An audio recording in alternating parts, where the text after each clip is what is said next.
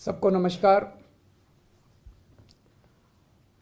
मुझ पर आरोप लगाए जा रहे हैं कि केजरीवाल फ्री की रेवड़ियां बांट रहा है, केजरीवाल फ्रीबीज दे रहा है, मुझे भद्दी भद्दी गालियां दी जा रही है, मेरा मजाक उड़ाया जा रहा है। आज मैं देश के लोगों से पूछना चाहता हूं कि मैं क्या गलत कर रहा हूं। दिल्ली के गरीबों के बच्चे, मिडिल क्लास के बच्चों को मैं सरकारी स्कूलों में शानदार शिक्षा दे रहा हूं, लेकिन फ्री में शिक्षा दे रहा हूं। मैं लोगों से पूछना चाहता हूं कि क्या मैं फ्री की रेवड़ियां बांट रहा हूं या देश की नींव रख रहा हूं। दिल्ली के सरकारी स्कूलों में 18 लाख बच्चे पढ़ते हैं। इन 18 लाख बच्चों का भविष्य अंधकार में था। अभी तक हमारी सरकार बनी थी उसके पहले जैसे देश भर में सरकारी स्कूलों का बेड़ा गर्क है, देश भर में सरकारी स्कूलों की बुरी हालत है, वैसी दिल्ली के सरकारी स्कूलों की हालत थी। पढ़ाई होती नहीं थी, सरकारी सारे स्कूल टूटे फूटे पड़े थे, दीवारें टूटी हुई थी, छतें छू रही थी, ब्लैक बोर्ड था नहीं, डेस्क नहीं थे, नीचे बैठे रहते थे बच्चे, उनकी कोई पढ़ाई नहीं होती थी। 18 लाख बच्चों का भविष्य बर्बाद था। आज अगर हमने इन 18 लाख बच्चों का भविष्य अच्छा कर दिया, अगर मैं इन बच्चों को अच्छी शानदार शिक्षा दे रहा हूं लेकिन फ्री में दे रहा हूं, तो मैं क्या गुनाह कर रहा हूं।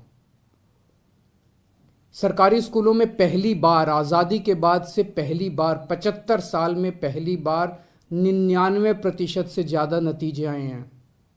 मैं अगर अपनी बड़ाई खुद करूं तो कहा जाएगा कि केजरीवाल खुद अपनी बड़ाई कर रहा है, लेकिन नतीजे 99% से ज़्यादा नतीजे आए हैं सरकारी स्कूलों के। प्राइवेट स्कूलों को भी पीछे छोड़ दिया।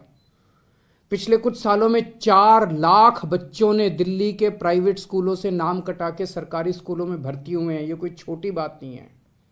आज गरीबों के बच्चे आईआईटी के अंदर कंप्यूटर, मैकेनिकल इंजीनियरिंग की पढ़ाई पढ़ रहे हैं, नीट के पेपर पास करके डॉक्टरी की पढ़ाई पढ़ रहे हैं। एक लड़का है गगन, उसके पिताजी कार्डबोर्ड बनाने, गत्ते के डिब्बे बनाने की फैक्ट्री में मजदूरी का काम करते हैं। कोरोना में वो नौकरी भी छूट गई, 15,000 रुपये महीने कमाया करते थे। आज गगन का एडमिशन आईआईटी धनबाद में कंप्यूटर इंजीनियरिंग में हुआ है। उससे पूछ के देखिए कि क्या केजरीवाल फ्री की रेवड़ियां बांट रहा है या देश का भविष्य बना रहा है। ऐसे हजारों बच्चे हैं जिनका भविष्य आज सुनहरा किया हम लोगों ने। ये काम 1947 में हो जाना चाहिए था, ये काम 1950 में हो जाना चाहिए था, जो आज हम कर रहे हैं। आज हम लोग देश की नींव रख रहे हैं। ये रेवड़ी नहीं है, ये देश की नींव के में एक एक ईंट रख रहे हैं हम लोग। आज दिल्ली के सरकारी अस्पताल हमने शानदार कर दिए। दिल्ली में शानदार मोहल्ला क्लिनिक बना दिए जिनकी चर्चा पूरी दुनिया में हो रही है। पूरी दुनिया के अंदर दिल्ली एक वो चुनिंदा शहर है जहां पे दिल्ली की 2 करोड़ जनसंख्या, एक एक आदमी का इलाज मुफ्त है। एक एक आदमी का, 2 करोड़ लोग रहते हैं दिल्ली में, एक एक आदमी का इलाज मुफ्त है, चाहे वो गरीब हो चाहे अमीर हो। हम ये नहीं पूछते कि कौन सी जात का है, कौन सी धर्म का है, अमीर है, गरीब है, आदमी है, औरत है, छोटा है, बड़ा है, जो भी आदमी है हर एक का इलाज मुफ्त है। 30 लाख, 40 लाख, 50 लाख रुपए का भी अगर उसका ऑपरेशन का खर्चा आएगा, उसकी सारी दवाइयां, उसके सारे टेस्ट, उसके सारे डायग्नोस्टिक्स, सब कुछ उसका मुफ्त होता है। सारे मोहल्ला क्लिनिक्स के अंदर उनका इलाज मुफ्त होता है। क्या मैं ये फ्री की रेवड़ियां बांट रहा हूं? आज दिल्ली के अंदर अगर किसी का एक्सीडेंट हो जाए, हमने एक फरिश्ते स्कीम बनाई है, अगर किसी का एक्सीडेंट हो जाए तो उसको हमने कहा है कि उसको नियरेस्ट अस्पताल में ले जाइए। आसपास जो भी अस्पताल हो, चाहे कितना भी महंगा अस्पताल क्यों ना, उसे उठा के ये नहीं सोचना कि उसे नियरेस्ट अस्पताल में ले जाइए। उस आदमी को ठीक करने का सारा खर्चा दिल्ली सरकार देती है। फरिश्ते स्कीम कहते हैं हम इसे। मैं एक आपको उदाहरण देता हूं। विकास सानी साहब हैं, ईस्ट दिल्ली में रहते हैं, अपने घर से निकले मार्केट के लिए, रास्ते में एक्सीडेंट हो गया। भगवान की कृपा थी कि उधर से अंतुल कोहली जी गुजर रहे थे, उन्होंने उनको उठाया और वो उनको अस्पताल ले गए। उस छोटे अस्पताल ने उनको फोर्टिस में रेफर कर दिया क्योंकि चोट बड़ी गहरी थी। फोर्टिस अस्पताल में उनका 5 लाख रुपए का खर्चा आया।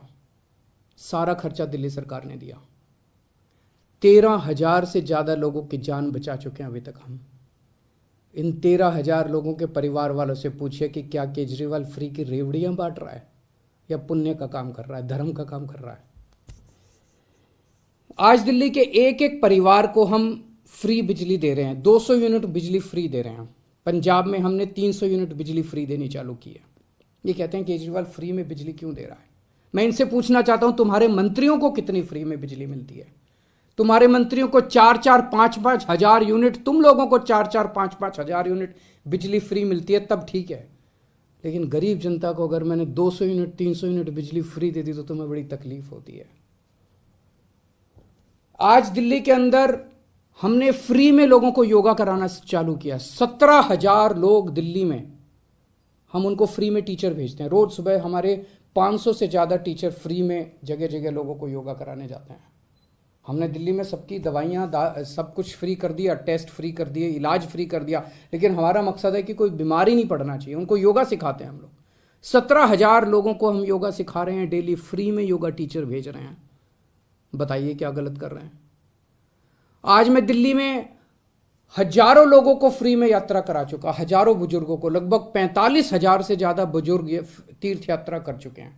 अयोध्या जी गए, हरिद्वार ऋषिकेश गए, मथुरा वृंदावन गए, शिरडी बाबा गए, रामेश्वरम जी गए, पुरी जी गए, पता नहीं कहाँ कहाँ हम लोगों ने उनको फ्री में तीर्थ यात्रा कराई है। तीर्थ यात्रा कराने का तो पुण्य होता है। और ये लोग कह रहे हैं कि ये लोग मुझे गालियाँ दे रहे हैं, कह रहे हैं केजरीवाल फ्री में रेवड़ी बांट रहा है।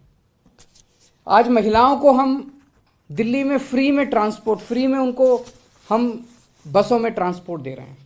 मेरा क्या कसूर है? जो लोग मेरे को गालियां दे रहे हैं उन्होंने हजारों करोड़ रुपए खर्च करके अपने लिए प्राइवेट प्लेन खरीदा है। हजारों करोड़ रुपए खर्च करके अपने लिए शानदार हवाई जहाज खरीदे हैं इन्होंने। केजरीवाल अपने लिए हवाई जहाज नहीं खरीदता।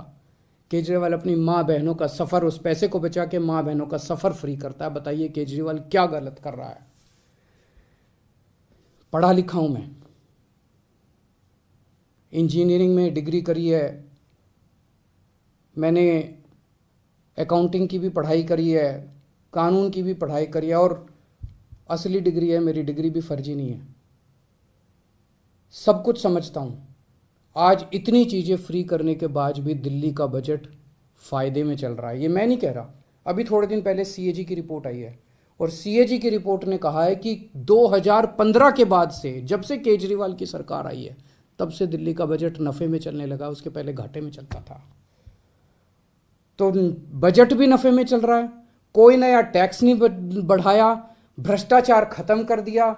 भ्रष्टाचार खत्म करके जो इतना पैसा बचा, उससे अगर अब मेरे अपने लोगों की मैंने इतनी सहूलियतें दे दी, तो बताइए मैंने क्या गलत किया? मैं बताता हूं आपको फ्री की रेवड़ी क्या होती है, और मैं बताता हूं आपको इस देश में फ्री की रेवड़ी कौन बांट रहा है। एक कंपनी है बहुत बड़ी, उस कंपनी ने लोन लिया कई बैंकों से, खा गए वो लोन, बैंक दिवालिया हो गए, और उस कंपनी ने एक राजनीतिक पार्टी को चंदा दे दिया, कुछ चंद करोड़ रुपए का, और उस कंपनी के खिलाफ सरकार ने कोई एक्शन नहीं लिया। ये फ्री की रेवड़ी है। जब आप अपने दोस्तों के हजारों हजारों करोड़ रुपए के लोन फ्री में माफ कर देते हैं, ये फ्री की रेवड़ी है। जब आप विदेशों की यात्रा में जाते हैं और विदेशों की यात्रा के बहाने आप अपने चंद दोस्तों के लिए वहां ठेके लेते हैं विदेशी सरकारों से, ये फ्री की रेवड़ी है। आज देश में दो किस्म की राजनीति चल रही है, एक ईमानदार राजनीति, एक भ्रष्टाचारी राजनीति। ईमानदार राजनीति वो है जो आज आम आदमी पार्टी कर रही है। हम एक एक चीज में पैसा बचाते हैं, एक एक चीज में पैसा बचाते हैं, और वो पैसा बचा के हम जनता को सारी सुविधाएं दे रहे हैं। और दूसरी है भ्रष्टाचारियों की राजनीति। बड़े बड़े हजारों करोड़ रुपए के ठेके दिए जाते हैं, हजार, ताकि खूब पैसा बनाया जा सके। हजारों करोड़ रुपए के ठेके देते हैं, अपने को देते हैं, अपने दोस्तों को ठेके देते हैं वो सारे, और सारी सुविधाएं अपने मंत्रियों को देते हैं। जनता सुविधा मांगे तो कहते हैं कि नहीं नहीं, ये फ्री भी रेवड़ी बांट रहे हैं। जनता को सुविधाएं नहीं देंगे। जनता को सुविधाएं नहीं देंगे, अपने मंत्रियों को सुविधाएं देते हैं, अपने दोस्तों को ठेके बांटते हैं। ये भ्रष्टाचार की राजनीति है। आज जनता को तय करना है, देश को आज मैं पूछना चाहता हूं, जनता को तय करना है, ईमानदारी की राजनीति चाहिए कि भ्रष्टाचार की राजनीति चाहिए। मैं भारत को नंबर 1 बनाना चाहता हूं। मेरी जिंदगी का एक ही मकसद है, भगवान से एक ही प्रार्थना है कि जब तक मैं जिंदा हूं, मेरे जीते जी मैं भारत को दुनिया का नंबर 1 देश देखना चाहता हूं। 75 साल हो गए आज़ादी के, 75 साल।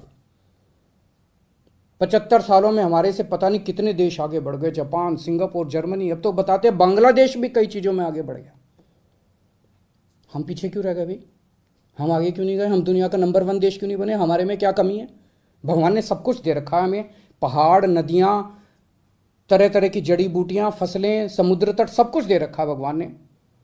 भारत के लोग इतने इंटेलिजेंट, फिर भी हम नंबर 1 क्यों नहीं बन रहे?